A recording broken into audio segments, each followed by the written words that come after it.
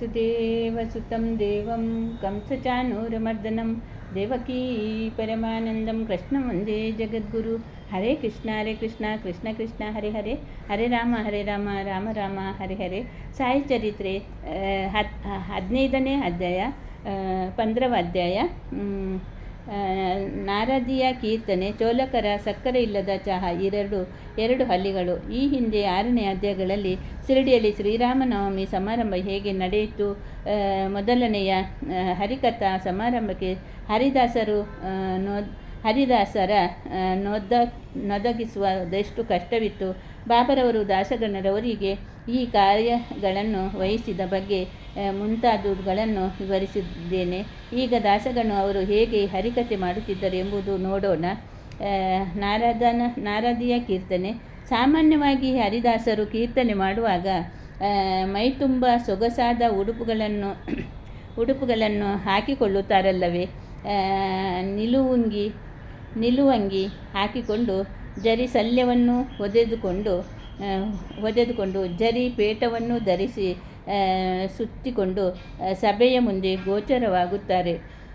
ಒಮ್ಮೆ ದಾಸಗಣರು ಕೂಡ ಸಹ ಇದೇ ರೀತಿಯಲ್ಲಿ ಉಡುಪುಗಳನ್ನು ಧರಿಸಿ ಕೀರ್ತನೆ ಮಾಡುವ ಮುನ್ನ ಬಾಬರವರಿಗೆ ನಮಸ್ಕರಿಸಲು ಬಂದರು. ಇದನ್ನು ನೋಡಿದ ಬಾಬಾ, ಏನು ಮದುಮಗನ ಹಾಗೆ ಶೃಂಗಾರವಾಗಿದೆಯಲ್ಲ, ಏನು ಸಮಾಚಾರ ಎಂದು ಕೇಳಲು, ಕೀರ್ತನೆ ಮಾಡುವಲು ಸುಗ ಎಂದು ಗಣು ಉತ್ತರ ಕೊಟ್ಟರು. ಆಗ ಬಾಬರವರು, ಕೀರ್ತನೆಗೋಸ್ಕರ ಇಷ್ಟೊಂದು ಆಡಂಬರವೇ, ನಿನ್ನ ಈ ಆಡಂಬರವನ್ನು ಬದಿಗಿಡು ಎಂದರು. ಆಗ ದಾಸಗಣರವರು ತಮ್ಮ ಶೃಂಗಾರ ವಸ್ತುಗಳನ್ನೆಲ್ಲ ತೆಗೆದು ನಮಸ್ಕರಿಸಿ ಕೀರ್ತನೆ ಆರಂಭ ಮಾಡಿದರು. ಕೀರ್ತನೆ ಪದ್ಧತಿಯನ್ನು ಆರಂಭಿಸಿದ ನಾರದರು ಸಹ ತಂಬೂರ ತಾಳ ಇವುಗಳ ಹೆಚ್ಚಿಗೆ ಏನೂ ಇಟ್ಟುಕೊಂಡಿರಲಿಲ್ಲ. ಕೆಲವರು ತಂಬೂರಿಯನ್ನು ನುಡಿಸುತ್ತಾ ಪರಮಾತ್ಮನ ವೈಭವವನ್ನು ಕೊಂಡಾಡುತ್ತಾ ತ್ರಿಲೋಕಗಳಲ್ಲಿ ನಾರದರು ಸಂಚರಿಸುತ್ತಿದ್ದರು. ಚೋಲಕರ ಸಕ್ಕರೆಯಿಲ್ಲದ ಚಾ. ಬಾಬರವರು ಹೆಸರು ಮೊದಲು ಪುಣೆ ಮತ್ತು ಅಹಮದಾಬಾದ ನಗರ ಜಿಲ್ಲೆಗಳಲ್ಲಿ ಮಾತ್ರ ವ್ಯಾಪಿಸಿತ್ತು. ನಾನಾ ಸಾಹೇಬರು ಮೌಖಿಕ ಪ್ರಚಾರದಿಂದ ದಾಸಗಣು ಅವರ ಕೀರ್ತನೆಯಿಂದ ಬಾಬರವರ ಕೀರ್ತನೆ ದೇಶ ಮೂಲೆಗಳಲ್ಲಿ ಸಹ ವ್ಯಾಪಿಸಿತು. ಮುಖ್ಯವಾಗಿ ಹೇಳುವುದಾದರೆ ಬಾಬರವರ ಕೀರ್ತನೆ ಕಾರಣ ದಾಸಗಣರವರೇ. ಕೀರ್ತನೆ ಶ್ರವಣಕ್ಕೆ ಸೇರುವ ಜನರಲ್ಲಿ ವಿಧವಾದ ಅಭಿರುಚಿಯುಳ್ಳವರಿರುತ್ತಾರೆ. ಕೆಲವರು ಕೀರ್ತನಕಾರ ಜ್ಞಾನವನ್ನು, ಕೆಲವರು ಅವನ ನಟನೆಯನ್ನು, ಕೆಲವರು ಅವನ ಹಾಡುಗಾರಿಕೆಯನ್ನು ಕೇಳುವ, ಅವನ ಹಾಸ್ಯವನ್ನು ಕೇಳುವ, ಅವನು ಹೇಳುವ ಉಪಕಥೆಗಳನ್ನು, ಕೆಲವರು ಅವನ ವೇದಾಂತವನ್ನು ಮೆಚ್ಚುತ್ತಾರೆ. ಆದರೆ ಕೀರ್ತನೆಯನ್ನು ಕೇಳಿ ಭಕ್ತಿಯನ್ನು ಸಾಧಿಸುವವರು ಬಹು ವಿರಳ. ಆದರೆ ದಾಸಗಣರವರು ಕೀರ್ತನೆಯ ಸಭಿಕರ ಮೇಲೆ ವಿದ್ಯುತ್ ತರಂಗತೆ ಪರಿಣಾಮ ಮಾಡುತ್ತಿತ್ತು. ಇದನ್ನು ಸಮರ್ಥಿಸುವ ಒಂದು ಉದಾಹರಣೆ ಇಲ್ಲಿ ಕೊಟ್ಟಿರುತ್ತೇನೆ. ಠಾಣದ ಕೌಪಿನೇಶ್ವರ ದೇವಾಲಯದಲ್ಲಿ ದಾಸಗಣು ಒಮ್ಮೆ ಬಾಬರವರ ಕೀರ್ತನೆಯನ್ನು ಕೊಂಡಾಡುತ್ತಾ ಹರಿಕಥೆ ಮಾಡುತ್ತಿದ್ದರು. ಅಲ್ಲಿ ನೆರೆದಿದ್ದ ಸಭಿಕರಲ್ಲಿ ಸಿವಿಲ್ ನ್ಯಾಯಾಲಯದ ಕೆಲಸ ಮಾಡುತ್ತಿದ್ದ ಬಡವರಾದ ಚೋಲಕರವರು ಒಬ್ಬರು ದಾಸಗಣವರ ಹರಿಕಥೆ ಶ್ರವಣ ಮಾಡಿದಾಗ ಅವರ ಮನಸ್ಸು ಕರಗಿತು. ಈ ಕ್ಷಣವೇ ತಮ್ಮ ಮನಸ್ಸಿನಲ್ಲಿ ಸಾಯಿಬಾಬರವರಿಗೆ ವಂದಿಸುತ್ತಾ, ಬಾಬಾ, ನಾನು ಸಂಸಾರ ನಿವಾರಣೆಯನ್ನು ಹೋರಲಾಗದಿರುವ ಕಡು ಬಡವ. ನಿಮ್ಮ ದಯೆಯನ್ನು ಈ ಸರಿ ನನಗೆ ಇಲಾಖೆಯಲ್ಲಿ ಪರೀಕ್ಷೆಯಲ್ಲಿ ತೇರ್ಗಡೆಯಾಗುವ ಕಾಯ ಕೆಲಸ ದೊರೆತರೆ ಶಿರಡಿಗೆ ಬಂದು ನಿಮಗೆ ನಮಸ್ಕರಿಸಿ ನಿಮ್ಮ ಹೆಸರಿನಲ್ಲಿ ನಾನು ಕಲ್ಸಕ್ಕರೆ ಹಂಚುತ್ತೇನೆ ಎಂದು ಬೇಡಿಕೊಂಡರು. ಚೋಲಕರರು ಅದೃಷ್ಟವೋ ಎಂಬಂತೆ ಅವರ ಪರೀಕ್ಷೆಯಲ್ಲಿ ತೇರ್ಗಡೆಯಾದರೂ ಕಾಯ ಕೆಲಸ ಸಿಕ್ಕಿತು. ಆಗ ಅವರು ಹರಕೆಯನ್ನು ಪೂರೈಸುವುದು ಒಂದೇ ಉಳಿಯಿತು.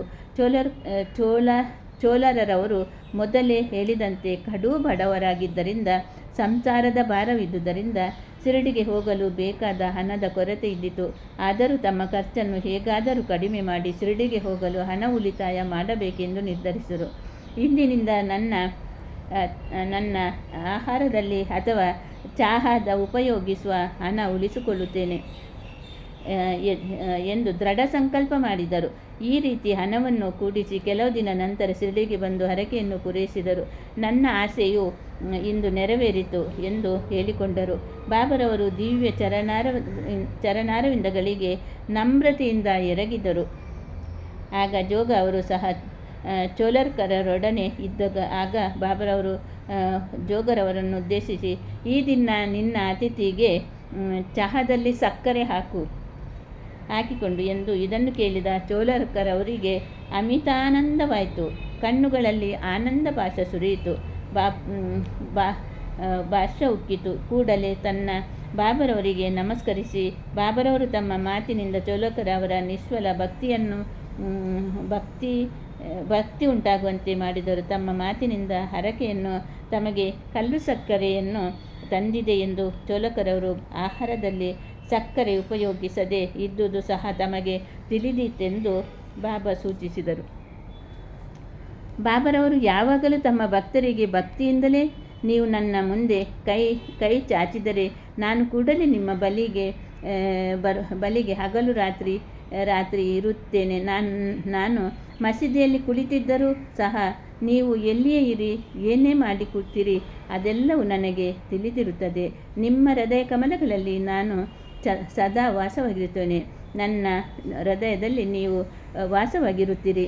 ನಿಮ್ಮಲ್ಲಿ ಮತ್ತು ಸಮಸ್ತ ಜೀವರಾಶಿಗಳಲ್ಲಿ ವಾಸವಾಗಿರುವ ನನ್ನನ್ನು ಅನವರತ ಧ್ಯಾನಿಸಿರಿ. ಈ ರೀತಿ ಯಾರು ನನ್ನನ್ನು ಆರಾಧಿಸುತ್ತಿರುತ್ತಾರೆಯೋ ಅವರೇ ಧನ್ಯರು ಎಂದು ಬಾಬಾ ಹೇಳುತ್ತಿದ್ದರು. 2 ಹಲ್ಲಿಗಳ ಕಥೆ. ಬಾಬರವರು ಒಂದು ದಿನ ಮಸೀದಿಯಲ್ಲಿ ಕುಳಿತಿದ್ದರು. ಭಕ್ತನೊಬ್ಬನು ಅವರ ಸಮೀಪ ಕುಳಿತಿದ್ದನು. ಆಗ ಬಂದು ಹಲ್ಲಿಯ ಲೋಚಗುಟ್ಟುತ್ತಿತ್ತು. ಕುತೂಹಲದಿಂದ ಅವನು ಹಲ್ಲಿಯ ಲೋಚಗುಟ್ಟುವಿಕೆಯ ಏನಾದರೂ ಸೂಚಿಸುತ್ತದೆ ಎಂದು ಒಳ್ಳೆಯ ಶಕುನವೇ ಎಂದು ಬಾಬಾ ಅವರನ್ನು ಕೇಳಿದನು. ಆಗ ಬಾಬಾ ಅವರು ಹಳ್ಳಿಯ ದಿನ ಚೌರಂಗಬಾದದಿಂದ ತನ್ನ ತಂಗಿಯು ಬರುವಳೆಂದು ಆನಂದದಲ್ಲಿದೆ ಎಂದರು. ಅವನಿಗೆ ಏನೂ ಅರ್ಥವಾಗಲಿಲ್ಲ. ಸುಮ್ಮನೆ ಕುಳಿತಿದ್ದನು. ಸ್ವಲ್ಪ ಹೊತ್ತಿನ ನಂತರ ಓರ್ವ ಭಕ್ತನು ಬಾಬರವರ ದರ್ಶನಕ್ಕಾಗಿ ಔರಂಗಾಬಾದದಿಂದ ಕುದುರೆಯ ಮೇಲೆ ಬಂದಿಳಿದು ಕುದುರೆಯನ್ನು ಕಟ್ಟಿ ಹುರುಳಿಯನ್ನು ತರಲು ತನ್ನ ಹೆಗಲ ಮೇಲಿದ್ದ ಚೀಲದ ಧೂಳನ್ನು ತೆಗೆಯಲು ಚೀಲ ಕೆಳಕ್ಕೆ ಹಾಕಿದನು. ಕೂಡಲೇ ಅದರಲ್ಲಿ ಇದ್ದ ಒಂದು ಹಳ್ಳಿ ಹೊರಗೆ ಬಂದು ಎಲ್ಲರೂ ನೋಡುತ್ತಿದ್ದಂತೆ ಗೋಡೆ ಮೇಲೆ ಹತ್ತಿ ಲೋಚಗುಟ್ಟುತ್ತಿದ್ದ ಹಳ್ಳಿಯ ಹತ್ತಿರ ಹೊರಟಿತು. ಬಾಬರವರು ಆ ಭಕ್ತನಿಗೆ ಅದನ್ನು ತೋರಿಸಿ ಅವೆರಡರ ಆನಂದದಿಂದ ಆಡಿದವು. ಕುದುರೆಯ ಮೇಲೆ ಬಂದ ಔರಂಗಾಬಾದದ ಪ್ರಯಾಣಿಕನ ಚೀಲದಲ್ಲಿ ಹಲ್ಲಿ ಹೇಗೆ ಸೇರಿಕೊಂಡಿತು, ಬಾಬರವರು ಅದನ್ನು ಹೇಗೆ 2 ಹಲ್ಲಿಗಳ ಮಿಲನವನ್ನು ಹೇಗೆ ಮುಂಚೆಯೇ ಅರಿತಿದ್ದರು ಎಂಬುದನ್ನು ನಾವು ಕೂಲಂಕಷವಾಗಿ ಪರಿಶೀಲಿಸಿದರೆ ಬಾಬರವರು ಸರ್ವಜ್ಞರು. ವೇದ್ಯವಾಗುತ್ತದೆ.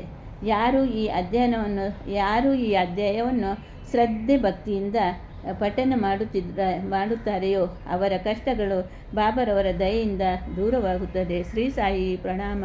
ಶಾಂತಾಕಾರಂ ಭುಜಗಶಯನಂ ಪದ್ಮನಾಭಂ ಸುರೇಶಂ ವಿಶ್ವಾಧಾರಂ ಗಗನಸದೃಶಂ ಮೇಘವರ್ಣಂ ಶುಭಾಂಗಂ ಲಕ್ಷ್ಮೀಕಾಂತ ಕಮಲನಯನ ಯೋಗ್ಯಭಿರ್ಧ್ಯಾನಗಮ್ಯಂ ವಂದೇ ವಿಷ್ಣು ಭವಭಯಹರಂ ಸರ್ವಲೋಕೈಕನಾಥಂ. ಹರೇ ಕೃಷ್ಣ ಕೃಷ್ಣ ಕೃಷ್ಣ ಹರೆ ಹರೆ, ಹರೆ ರಾಮ ರಾಮ ರಾಮ ಹರೆ ಹರೆ. ಕೃಷ್ಣಾರ್ಪಣಮಸ್ತು.